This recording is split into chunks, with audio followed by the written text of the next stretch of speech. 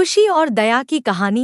दिवाली का त्योहार आने वाला था और शर्मा परिवार में खुशी का माहौल था। घर में रंग-बिरंगी लाइटें लगाई गई थी और आंगन में रंगोली की खूबसूरत डिजाइन बनी हुई थी। पूरे घर में मिठाइयों की मीठी खुशबू फैल रही थी। मम्मी, क्या हम और दिए बना सकते हैं? अनाया, परिवार की सबसे छोटी सदस्य, उत्साह से बोली, बिल्कुल बच्ची। चलो, जितने अधिक दिए बना सकें, बनाते हैं, माँ ने मुस्कुराते हुए कहा। जैसे ही वे सब मिलकर काम कर रहे थे, उसी समय पिताजी बाजार से लौटे। उनके हाथ में ढेर सारे सामान थे।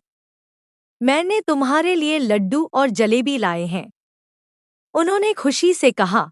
बच्चों ने खुश होकर ताली बजाई। उस शाम पूरा परिवार एक साथ मिलकर बाजार गया पटाखे खरीदने। बाजार की गलियों में चहल पहल थी। विक्रेता जोर जोर से अपनी चीजें बेच रहे थे और हर तरफ परिवारों की हंसी गूंज रही थी। जैसे ही वे एक दुकान के पास पहुंचे, अनाया ने सड़क के किनारे एक बूढ़े आदमी को देखा। वह थका हुआ और परेशान लग रहा था। उसके सामने कुछ पुरानी खिलौने और सामान थे। मम्मी, क्या हम उसकी मदद कर सकते हैं? अनाया ने चिंता से पूछा। पिताजी ने बूढ़े आदमी को देखा और कहा, चलो देखते हैं कि हम क्या कर सकते हैं। वे उसके पास गए। बूढ़े आदमी का चेहरा आश्चर्य से भर गया। शुभ संध्या, तुम यहाँ क्यों आए हो? उसने पूछा। हम तुम्हारे लिए कुछ खरीदना चाहते हैं, अनाया ने एक छोटे लकड़ी के खिलौने की ओर इशारा करते हुए कहा। इसकी कीमत क्या है? बस कुछ सिक्के, बच्ची, बूढ़ा आदमी मुस्कुराया। पिताजी ने उसे 100 रुपए का नोट दिया। बाकी रख लो और इसका इस्तेमाल अपने दिवाली के जश्न में करो। बूढ़े आदमी की आंखें आश्चर्य से खुली रह गईं। धन्यवाद, प्रिय मित्र।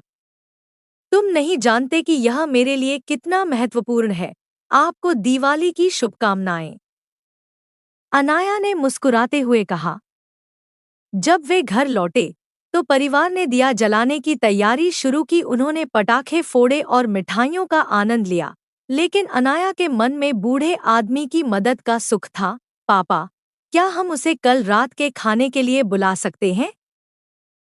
हर किसी को दिवाली मनानी चाहिए, उसने सुझाव दिया। पिताजी और मम्मी ने एक दूसरे को देखा और सहमति में सिर हिलाया। यह एक अद्भुत विचार है, अनाया, मम्मी ने कहा। दिवाली के दिन उन्होंने बूढ़े आदमी के लिए मेज पर एक स्थान रखा। जब वह आया तो वह उनकी दयालुता देखकर अभिभूत हो गया।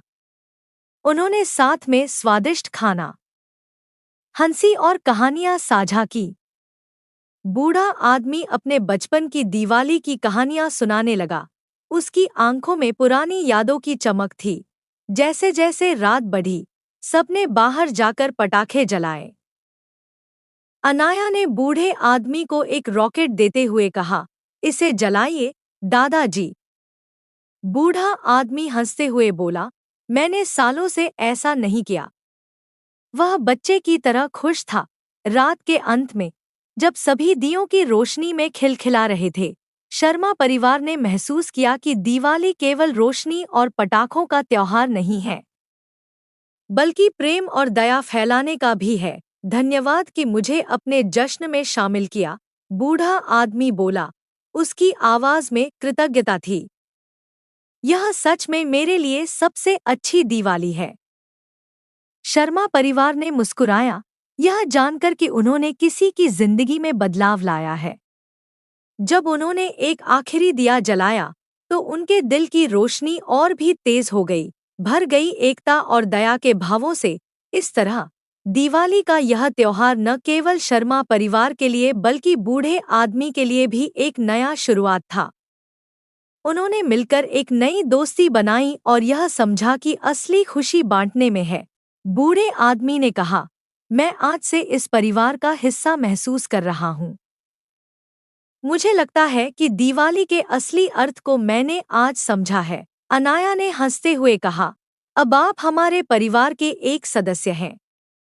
हम हर साल दिवाली साथ मनाएंगे। बूढ़ा आदमी उसकी मासूमियत पर मुस्कुराया।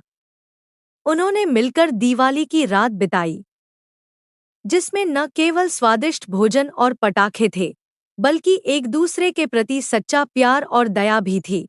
दिवाली की रात जब चांद आसमान में चमक रहा था, तो शर्मा परिवार ने और बूढ़े आदमी ने एक दूसरे के साथ मिलकर दीप जलाए।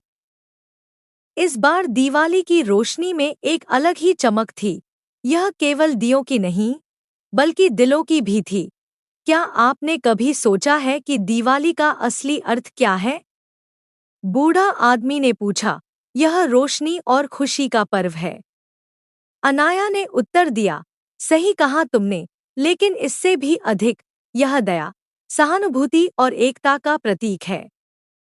जब हम एक दूसरे की मदद करते हैं, तब हम असली दिवाली मनाते हैं। बूढ़ा आदमी ने कहा। दिवाली के बाद बूढ़ा आदमी शर्मा परिवार के साथ अधिक समय बिताने लगा। वे अक्सर मिलते, बातें करते और मिलकर खाना बनाते। अनाया और उसके भाई उसे अपने खेल में शामिल करते। एक नया बंधन बन गया था। एक दिन, जब वे सब पार्क में खेल रहे थे, अनाया ने कहा, दादाजी, आप हमारे लिए एक खास दोस्त बन गए हैं। हमें अब आपके साथ हर दिवाली मनानी है। बूढ़ा आदमी हंसते हुए बोला, मैं भी यही चाहता हूँ। अब मैं इस परिवार का हिस्सा हूँ। उनके बीच एक गहरा रिश्ता बन गया था। हर सप्ताहांत शर्मा परिवार और बूढ़ा आदमी मिलकर कुछ नया करते। कभी पार्क में पिकनिक, कभी साथ में खाना बनाना और कभी-कभी बस बातें करना। एक साल बाद दिवाली की तैयारी करते हुए अनाया ने सोचा कि क्यों न वे इस बार और लोगों की मदद करें। उसने पिताजी से कहा, पापा, इस बार हम और भी लोगों को बुलाएंगे। पिताजी ने मुस्कुराते हुए कहा, यह एक बेहतरीन विचार है। हमें अपने दोस्तों और पड़ोसियों को भी शामिल करना चाहिए। उन्होंने सब मिलकर एक योजना बनाई। उन्होंने अपने आसपास के बच्चों को आमंत्रित किया और साथ में दिवाली के लिए सजावट की। जब दिवाली का दिन आया, तो पूरे मोहल्ले में खुशी का माहौल था। सबने मिलकर मिठाइयाँ बनाईं, दिए जलाए और एक दूसरे को शुभकामनाएं दी।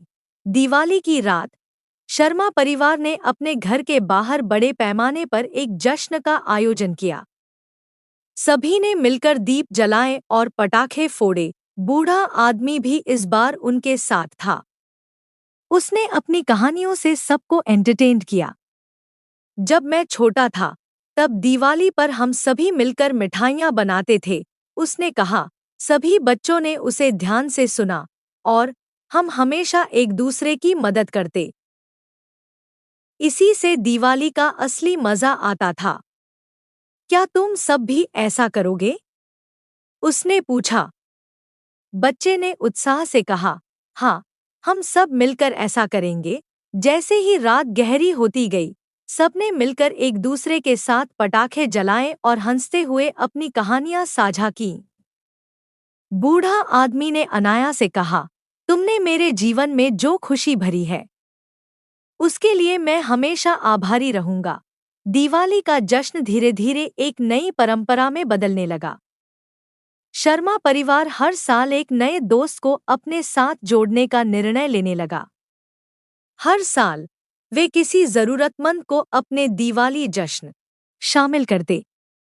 इस बार उन्होंने एक अनाथालय के बच्चों को आमंत्रित किया। इस बार हम उन्हें मिठाई, खिलौने और प्यार देंगे, अनाया ने प्रस्ताव रखा। पिताजी ने सहमति दी। यह सच में एक अद्भुत विचार है। खुशी बांटने से बढ़ती है, उन्होंने कहा। दिवाली का दिन आया और पूरा परिवार अनाथालय गया। बच्चों ने खुशी से मिठाइयाँ पाई और दियों की रोशनी में झूम उठे। इस बार दिवाली की रात में शर्मा परिवार ने अनाथालय के बच्चों के साथ मिलकर दिवाली मनाई। सबने मिलकर दिए जलाए, पटाखे फोड़े और मिठाइयों का आनंद लिया। बूढ़ा आदमी भी उनके साथ था। उसने बच्चों को अपनी बचपन की दिवाली की कहानियां सुनाई। मैं जानता हूँ कि दिवाली का असली जश्न कैसे मनाना है। जब हम एक दूसरे को प्यार और खुशी देते हैं, तो हम सभी की दिवाली सबसे खास बन जाती है, उसने कहा। बच्चों ने एक दूसरे से हाथ मिलाकर खुशी से कहा, हम सब एक परिवार हैं। रात के अंत में जब सबने मिलकर दिए जलाए, एक नई भावना का संचार हुआ। शर्मा परिवार और अनाथालय के बच्चे एक साथ थे और सबके दिलों में एकता और प्रेम का भाव था। बूढ़ा आदमी बोला, दिवाली का असली अर्थ यही है, एकता में शक्ति। जब हम एक दूसरे के साथ होते हैं तो हर दिवाली खास होती है। इस बार हम न केवल दीप जलाते हैं बल्कि अपने दिलों को भी रोशन करते हैं, अनाया ने कहा। सबने मिलकर एक दूसरे के लिए अच्छे काम करने का संकल्प लिया। शर्मा परिवार ने अपनी परंपरा को जारी रखा। हर साल उन्होंने नए दोस्तों को अपने साथ जोड़कर दिवाली मनाई। इस बार उन्होंने केवल अनाथालय के बच्चों को ही नहीं, बल्कि आस पड़ोस के सभी बच्चों को आमंत्रित किया।